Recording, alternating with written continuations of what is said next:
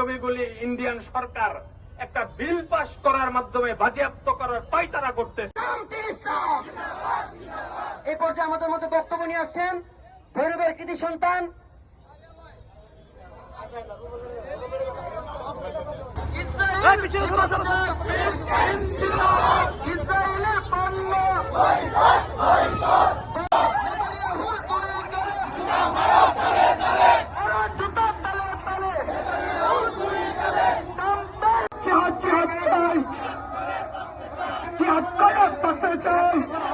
মানবতা দেখানোর কেউ নেই পৃথিবীর বুকে, সাধারণ জনগণ ছাড়া। আমরা যারা সাধারণ মুসলমান আছি, ইতিহাসের সবচেয়ে নির্মমতম আক্রমণ ইদানিং ইসরায়েল ফিলিস্তিনের উপর চালিয়েছে।